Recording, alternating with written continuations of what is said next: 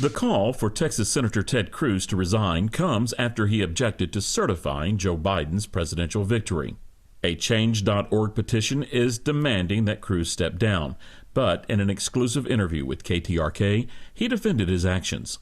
The purpose of the objection that I raised yesterday was to protect the integrity of our elections. And what I proposed, and I did this with a group of 11 senators, 11 senators came together, and we proposed that Congress appoint an election commission that would be credible, that would be impartial, and that could conduct an emergency 10-day audit into the election returns, into the very serious allegations of voter fraud, that could consider the evidence and make a definitive adjudication. I still think that would have been the right approach. It's claimed the mob that swept into the U.S. Capitol on Wednesday was emboldened by earlier statements from the Texas senator.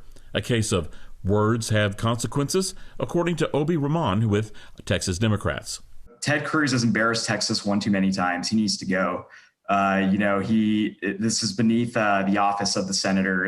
Instead of looking out and working on $2,000 checks for everybody, Ted Cruz has spent his time doing something that he knows isn't true.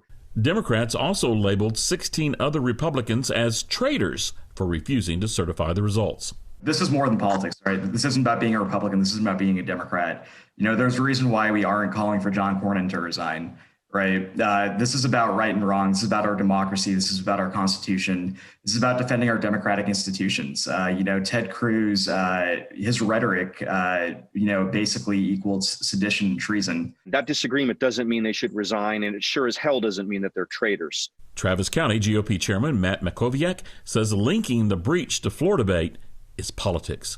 I personally thought after the domestic terrorism incident occurred, it would have been in the country's best interest for Senator Cruz and for Senator Josh Hawley of Missouri to pull down their objections at that point for the good of the country. But that's at least a debate. I don't believe it's appropriate or anywhere near appropriate for anyone to resign for discharging their duties in terms of voting for something or requesting a vote for something. President-elect Joe Biden Friday also criticized Senator Cruz, but suggested the focus now should be on another election day. I think they should be just flat beaten the next time they run. I think the American public has a real good, clear look at who they are. They're part of the big lie. Right now, the Ted Cruz brand is a damaged brand. Political analyst Brian Smith says the senator probably was trying to position himself for a presidential run in 4 years. But he also found it ironic that the Democrats appear to be trying what they're upset about, flipping a lost election.